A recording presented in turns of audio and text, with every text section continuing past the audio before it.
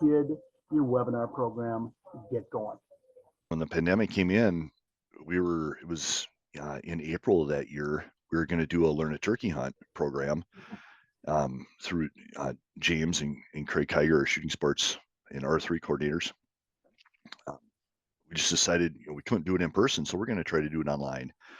And James and Craig really got that ball rolling, moving that class from an in-person experience to an online experience. It went pretty well.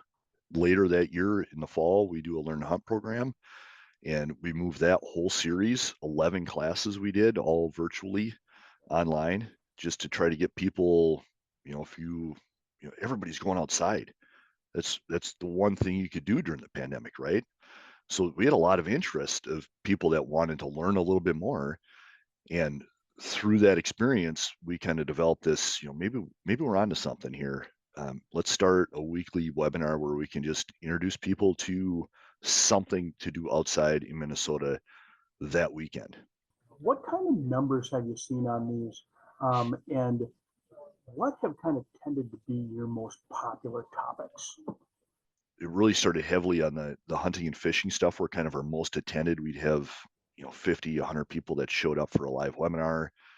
All these are recorded, so they can go back on our website and record them and view them afterwards. So we've had 2,400 people that go on our Metro Muskie fishing thing, and I think the unique part of our program is it's all very Minnesota specific. So we're not trying to reach people that are out west or out east and talk about muskie fishing. We're trying to talk about metro area muskie fishing. So have a pretty small target audience for that.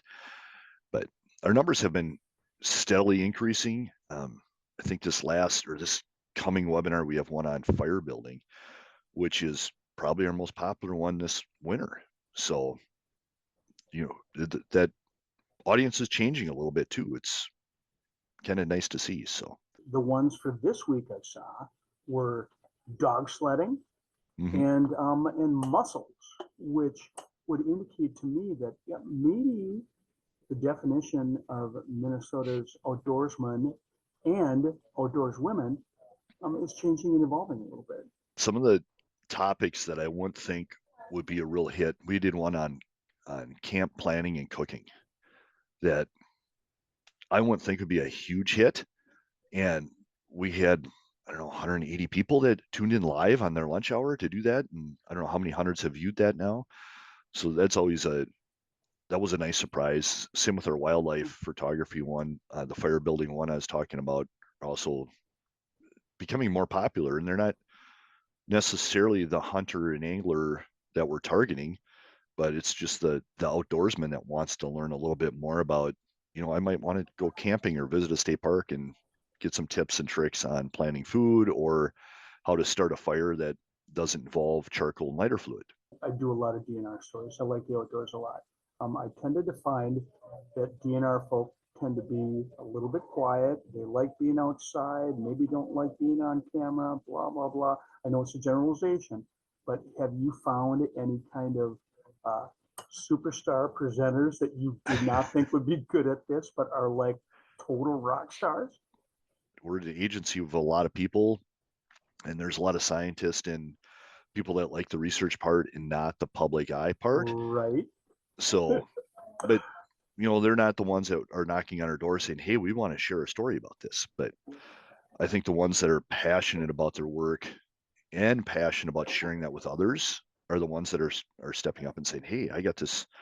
Madeline that's talking about mussels here next week is one of those people. She's super passionate about mussels and how they're affecting the Mississippi River. And she's going to come on and she really wants to do more outreach and share that story with Minnesota.